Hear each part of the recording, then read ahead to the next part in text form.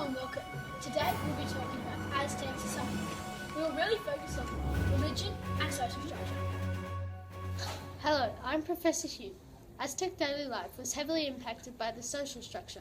The Aztec social structure was organised according to a strict hierarchy made up of 5 major social classes: an emperor, nobles, warriors, commoners, and slaves. The emperor was an absolute ruler. He was regarded by the people as a god and lived luxuriously. Nobility included high-level priests, military leaders, judges, and heads of government. Nobility was passed down from parent to child. Nobles would demonstrate their dominance through extravagant feasts and expensive gifts to each other. Warriors were highly respected in Aztec society. At puberty, most youth left their families to live in local warrior houses. Commoners included farmers, craftspeople, merchants, and low-level priests. They paid tributes to the nobles who owned the neighbourhoods that they lived in. Commoners lived basically. Slaves were owned by nobles or wealthy merchants and had few rights. Slaves were typically criminals, people in debt, or those captured in war. Thank you. So to summarise on Professor Hugh's speech, here are a few pointers to help you remember the Aztec social structure. Daily life was heavily impacted by the social structure. There were 5 social classes: an emperor, nobles, warriors, commoners, and slaves. The emperor was an absolute ruler and lived luxuriously.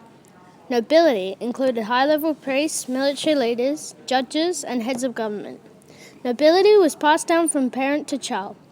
Warriors were highly respected in Aztec society. Commoners paid tributes to the nobles who owned the neighbourhoods that they lived in. Commoners lived basically. Slaves were owned by nobles or wealthy merchants and had few rights. Hi, I'm Professor Buchanan, and today I'll be talking about Aztec religion.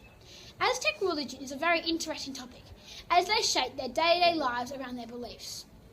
Their architecture was hugely impacted by their beliefs, especially their temples. They worship many gods, such as Tlaloc, the rain god, Tonatiuh, the sun god, who provides warmth, and Xipe-Totec, the god of agriculture fertility. These gods are just a few of the many gods the Aztecs worshipped.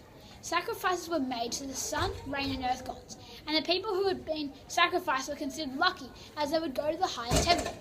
Some of these sacrifices included taking out a still-beating heart, offering blood, and killing animals. Many of these sacrifices were made on enemies, as they would not kill them in battle, but capture them. But some were made on the people of the Aztec community. These rituals were public events, and anyone could come and watch. All these sacrifices were to please the gods, so they would do good for the people.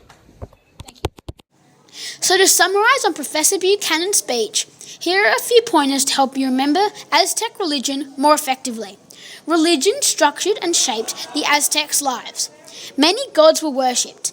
Sacrifices were made to please the gods, so in return they would do good for the people.